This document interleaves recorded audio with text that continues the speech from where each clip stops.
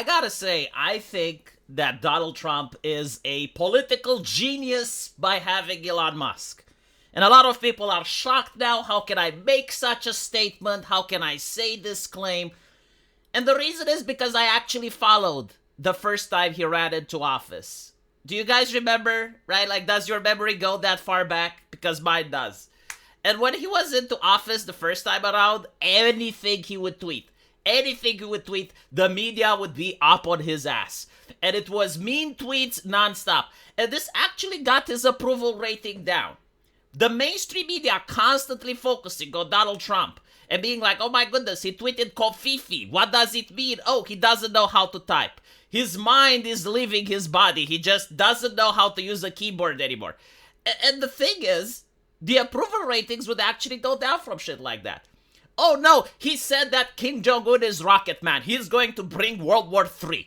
It's going to lead with North Korea attacking the United States and is going to drag us into World War III. Trump is a madman. Again, that was what the media would do. Every single time Trump would tweet something, his approval rating would actually go down by a couple of points because it would be like nonstop media coverage. And so by getting Elon Musk, I don't know if you guys noticed or not, but now Elon is in the center of attention. Like he keeps tanking all of the flack that Donald Trump should get. Even when you go on Reddit, which is one of the most unhinged websites on the internet, just a complete activist shit show now, everyone on Reddit is attacking Elon Musk, mostly. Like, Donald Trump is barely getting any of the flack. He's like some sort of eldritch god, like some sort of eldritch entity that they fear. And all they get from Donald Trump is like, I will set 25% tariffs in Canada. And they all shit their pants after that. I will decide that the United States shall not defend any of the nations that do not spend their required amount for NATO. And they freak the fuck out, you know, like, they don't get the same level of humor that they got during the first administration. They don't seem really happy and gleeful as when they caught Trump with the mean tweet. No, like, now they're taking his tweet seriously. And the gleefulness seems to be on Elon Musk, right? Like, they're constantly attacking Elon Musk. And I honestly think that this is planned. Because Elon Musk is being a cheeky little shit on purpose. Like, he is driving the rhetoric to 11. And the only reason that I can think of is specifically to get the media to be outraged. Like, he wants to be in the center of attention. He wants to be the distraction. Like, look at this particular post, right? There's no reason for him to get into this conflict. But he wants to get it because now all the newspapers from Romania all the way to the United States are constantly talking about this specific issue.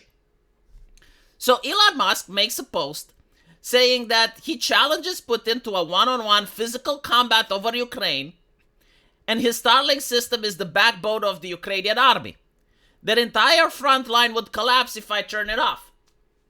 Now, I genuinely think that this is not without merit because there were American publications back in the day when Elon Musk decided to allow Ukraine to use Starlink, praising him for the Starlink contribution.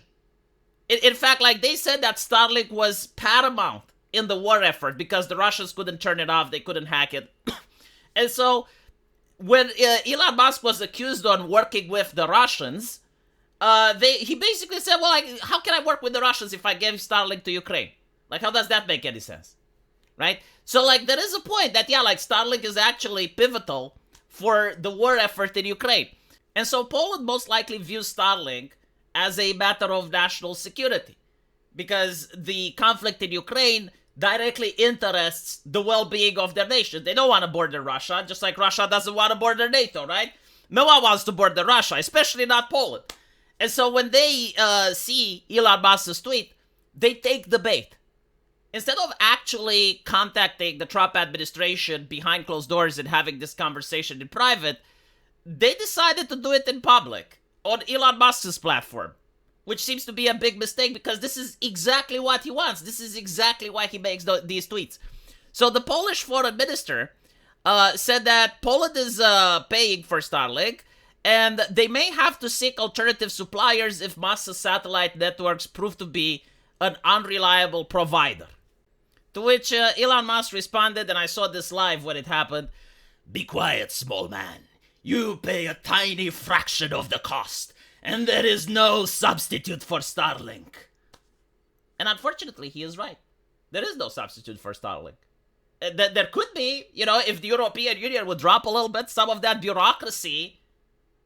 And by the way, Elon Musk, even in the United States, had to fight bureaucracy in order to get Starlink operational. He had to think of the dolphins, he had to think of the whales, he had to think of the orcas, right? No, seriously, like he had that interview where he explains all of the green environmentalist bullshit that he had to deal for a product that now the European Union is coveting.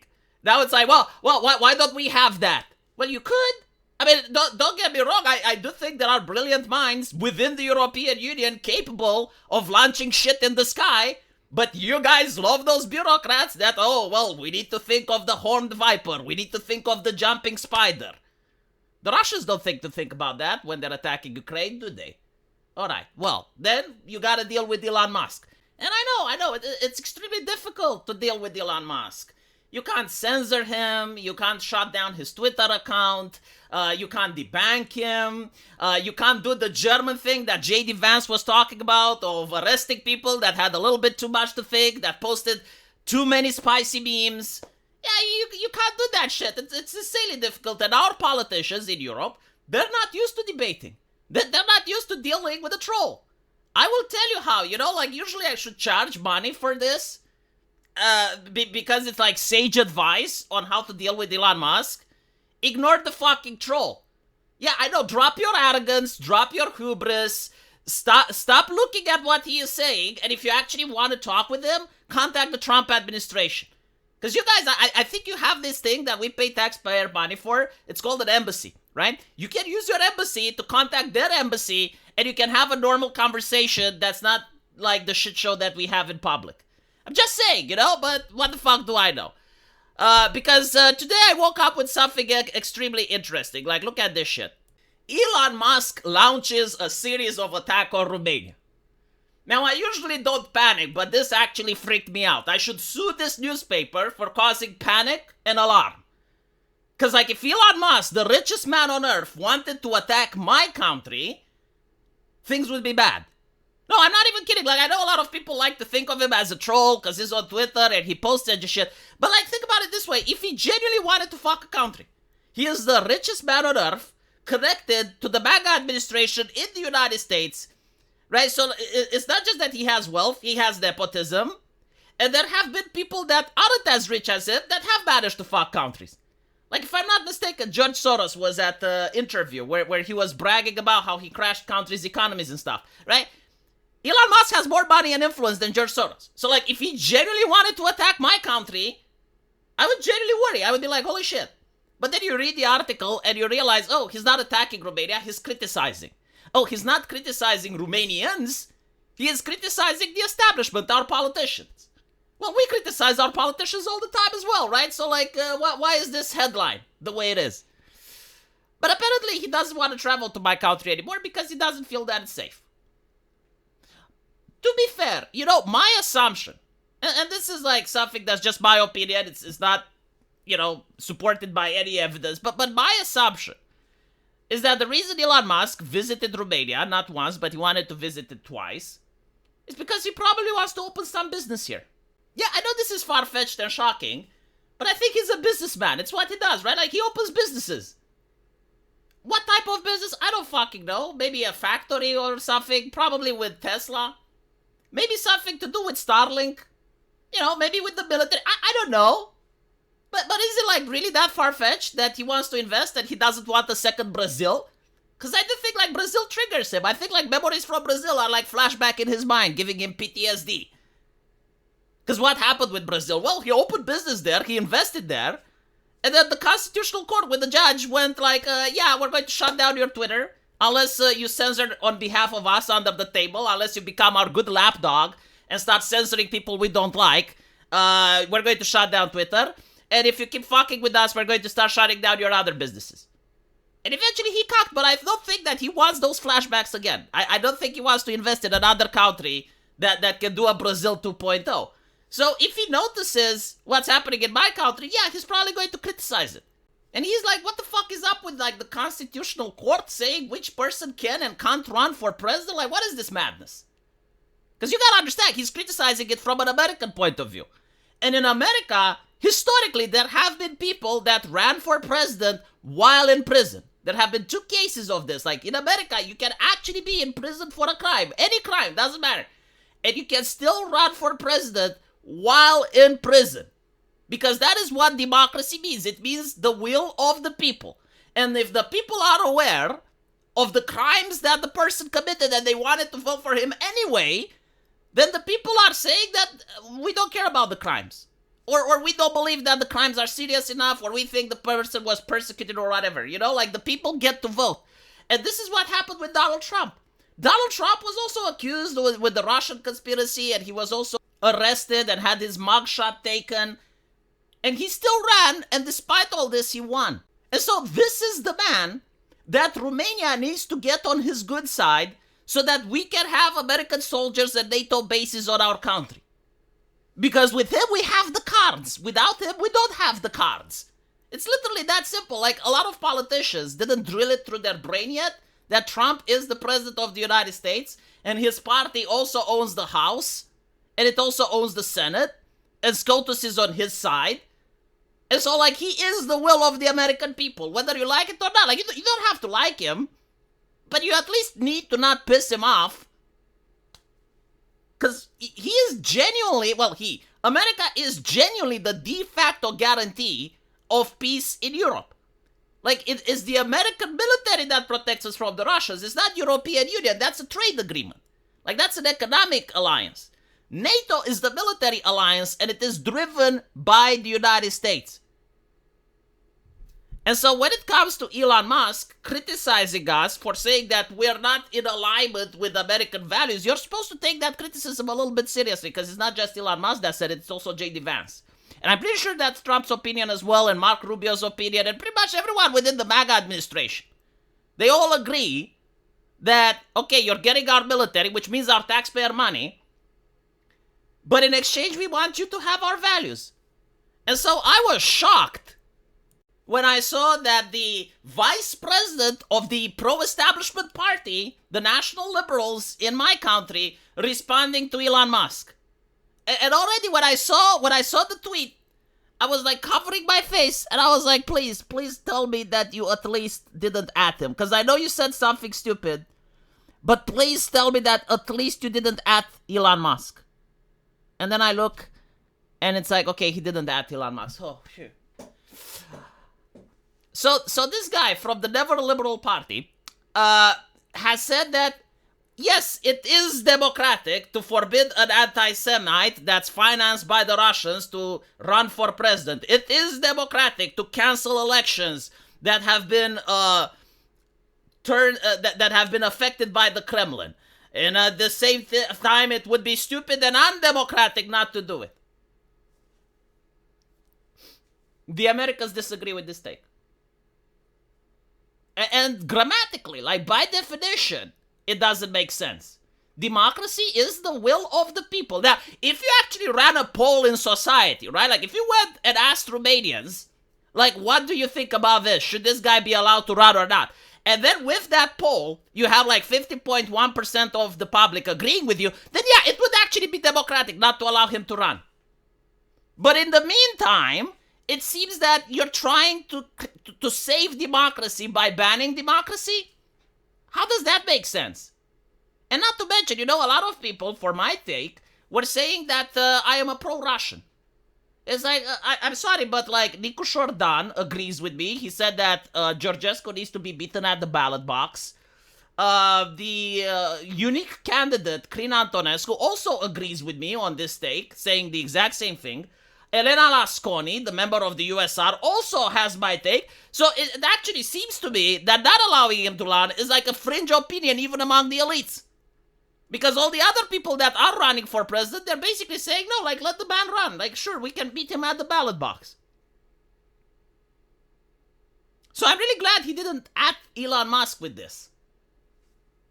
Because I keep seeing how Elon Musk is responding to these countries. And it wouldn't have looked good. It's better that you just keep it indoors. Like I know the narrative. I know what you're going with, because he is saying we must tell the world the truth. The world already knows. Like, the reason for the Romanian cancellation of elections is written in The Guardian, it's written in CNN, I think even Fox News may have had talked about it. Like, they know, but the Americans just disagree. Like, what do you do then? Like, they understand what you're saying. Like, they're aware, they looked at the evidence you provided, they're not convinced. Right? Like, am I not following this correctly? Am I being wrong here when I'm saying this? Like, at the end of the day, you didn't actually have the court hearing. Like, you didn't actually, summon Georgescu through court, show the evidence, allow him to have his lawyer and contradict the evidence, then allow him to file an appeal. And when all of it is done, you have like a permanent decision, which can actually strip his rights to run for candidacy according to Romanian law, and then no one would have complained. And you had years to do it. But for some reason, right, and not to mention, now the people, especially now, they're aware of the Georgescu scandal from the media. They're aware of all the accusations. They're aware of everything. And you still don't trust the people to vote. Why? Why don't you trust the people to vote? It's like, if everyone is now fully aware of everything that Georgescu did. Now you can say, well, we're not going to allow it because we're afraid of the people and how they would vote, which is fair. Like that would be one talking point. But to say that it's democratic not to allow the people to vote, I don't think the Americans will understand this. I think they will be baffled. I think like most Americans would just, and they don't even understand the principle, right? Like, imagine if in the United States, Kamala Harris would have been forbidden to run by the Supreme Court of the United States for saying that she is anti-gun. Like, hypothetically speaking, let's say, in an interview, she says that she wants to restrict firearms. And then you'd have Clarence Thomas from the Supreme Court coming up and say, look, we can't allow Kamala to run because her job as president would mean upholding the American Constitution, and the American Constitution has the Second Amendment, and her views contradict the Second Amendment, and therefore she can't run. Or if you had someone like Joe Biden, who basically says, yeah, we need to crack down on the misinformation and the harmful disinformation on social media during the pandemic. And then the Supreme Court would say, yeah, I don't think Joe Biden can run because free speech includes misinformation and disinformation. Like, seriously, read the American Constitution. Like, misinformation and disinformation is included in free speech. And because of that, his views aren't in alignment with the Constitution. We don't believe that he will be able to defend the Constitution if he is president, blah, blah, blah, blah, blah. How do you think the American people would react? Like, is that democracy? That's an entirely new political system. I'm not saying it's not sustainable. I'm not saying it might not be good, like, maybe it's actually a really amazing system that people haven't tried yet. But it's not democratic. Like, democracy isn't when, before an election, you have bureaucrats that aren't voted in by the public, and they get to pick a couple of names, and they say, yeah, we don't like these people because the mainstream media doesn't like it, and the prosecutors have opened some investigations on them. Like, we don't know the finality of those investigations. Maybe it sticks, maybe it doesn't, but who fucking cares? The accusation is enough. They're not going to run. And you don't see the danger of a precedent. Like, you don't think that the national liberals are going to suffer from the same shit maybe 10 years down the line, 20 years down the line? Who fucking knows, Like, do you think if our manages to win the parliamentary elections next time, they're not going to do this to you? Like, we're already seeing it being done in the United States. Like, Trump is using Dodge, which is a reband program that Obama created. Like, he's using the Democrat shit that they created for themselves against them. And so, like, if our manages to win the parliamentary elections, of course they're going to do this to you. Their electorate will demand that they do this to you. It's like, put judges in the Constitutional Court that agree with you, and they can crack down on the opposition, and we can figure out reasons. That's fine, Maybe it's not the Russians. Maybe it's a pandemic or some shit. Like, whatever the case, whatever people are afraid during that particular time period, like 10 years, 20 years from now, whatever the fuck that will be.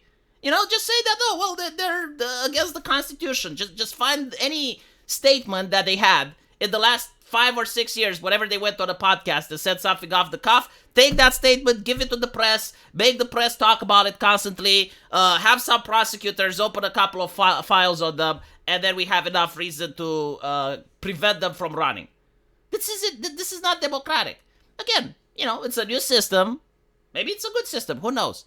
But what I do know is that hopefully the next president of Romania is going to have the political savvy, charisma, wisdom, and intelligence to justify this to the Americans.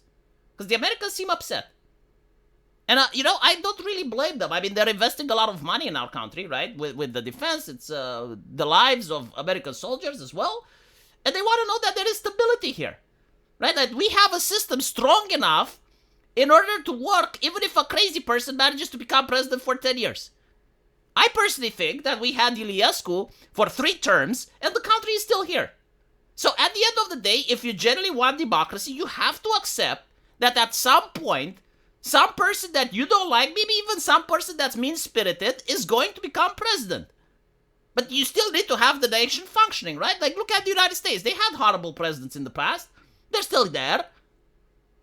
And so our country needs to have, like, strong systems that allow for free elections, and after the person won by the will of the people, there are still checks and balances so that he's not a tyrant, he can't exercise all the power.